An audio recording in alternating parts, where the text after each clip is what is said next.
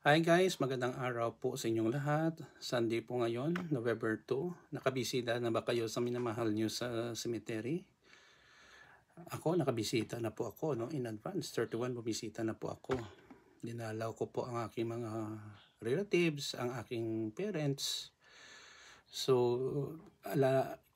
we are always remember our ancestor, our family that already went to God, So ano ba ang video natin for today? Ipopromote ko lang po ito, ang book namin. Kasama ko po dito si Dean Jason Castellano. Dean po ng AMA College dito sa Bacolod. Siya po ang matalik kong kaibigan, business partner, at co-author at editor sa aking mga books. Ano po ang book namin? Introduction to IT Application Tools in Business. Well, sa ngayon guys, napakahalaga sa bawat tao, hindi lang dito sa Pilipinas but also sa ibang bansa, na computer literate na po tayo.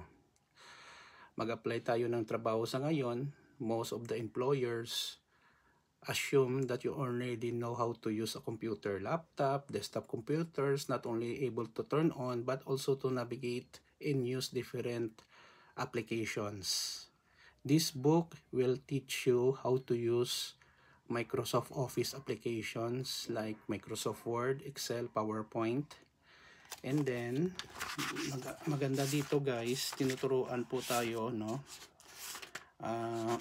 online safety, security, ethics, and etiquette, Microsoft Access, conceptualized online search and research skills, applied productivity tools with advanced application techniques, and imaging and design for online environment.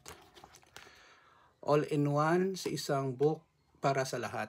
Hindi lang po ito sa mga techie, sa mga programmer, kundi para sa lahat, mga estudyante, working professionals, mga entrepreneurs, business na gusto talagang matuto paano gumamit ng mga applications, paano natin proteksyonan ang ating self online, kasi alam naman natin ngayon maraming scammers, maraming hackers nang bibiktima sa mga tao kahit sa atin sa social media.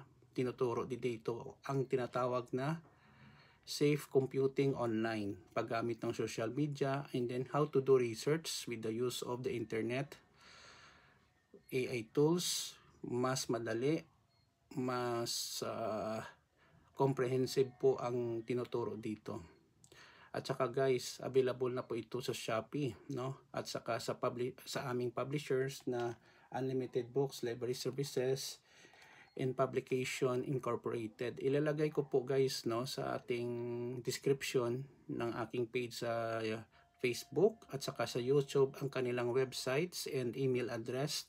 Pwede nyo silang makontak at mag-inquire ng mga books. Pwede din kayo magbumili online sa Shopee at sa kanilang website. GCash, Paymaya, you name it, tinatanggap nila.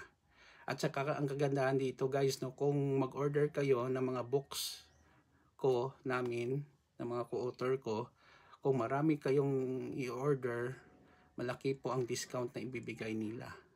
So ano ba ang mga chapters ng book namin? Introduction to IT Application Tools in Business.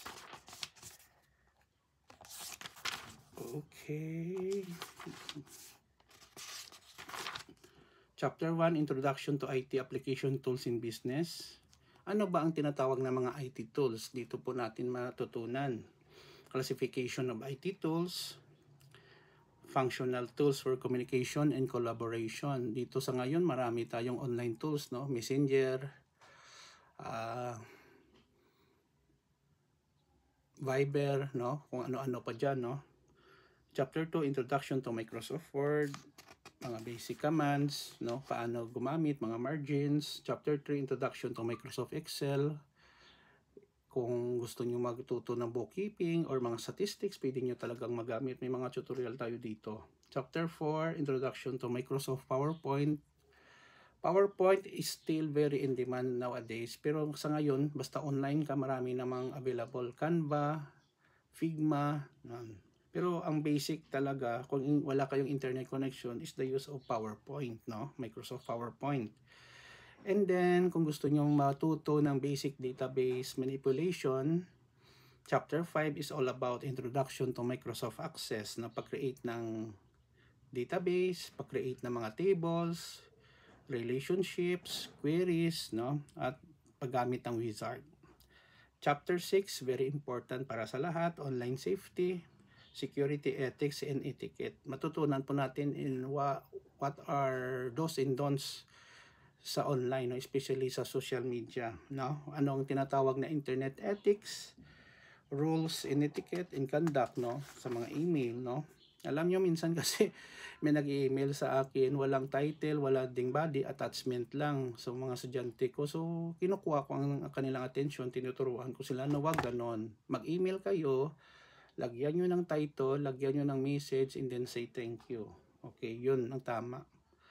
Chapter 7, conceptualize online search and research skills, no? Pinaka maganda sa ngayon nga skills, maliban po matuto sa paggamit ng mga AI tools like ChatGPT, Cloud, or Gemini, or ano-ano pa, ang research skills online. Kasi karamihan ng mga information ay nakikita online. Kung sa mga books, okay pa naman, kaso lang, madaling maluma, no? Hindi siya relevant sa ngayon, no? Hindi siya nag-update. That's why, alam nyo, hindi na kayo masyado makakita ngayon nagbebenta ng encyclopedia na printed kasi nalulugi na sila kasi karamihan Wikipedia na lang, ChatGPT at kung ano-ano pa.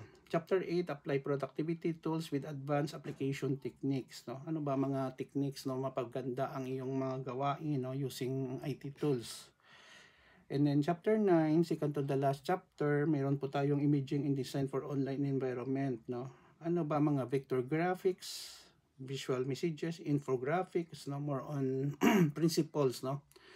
And then last chapter 10, developing ICT project for social change, no? Paano natin gamitin ang mga IT tools na tutunan natin para sa pagbabago sa ating lipunan? Paano tayo magbigay ng ating mga opinion using these tools, no? So ito po guys, no, napakagandang book para sa lahat, hindi lang po sa estudyante, kundi kung sino gustong matuto, no, ng about IT tools, no. So bilhin na kayo guys, tulungan natin ang mga Filipino authors, hindi lang ako, si Sir Jason Castellano, but also ang ating mga publisher at mga local Filipino authors. Kasi po, malaking tulong din kung bumili kayo, makaproduce kami ng maraming books at saka ang publisher namin, matulungan din namin na ma-return ang kanilang ginastos sa pag-produce ng aming mga books. Yun lang po guys, maraming salamat for the time you spend watching this video. Keep safe everyone. Please follow me in my Facebook and my YouTube channel. Please subscribe. Maraming salamat po. Ingat po tayo lagi. Ito naman po ang kaibigan niyo si Jake. Paalam guys.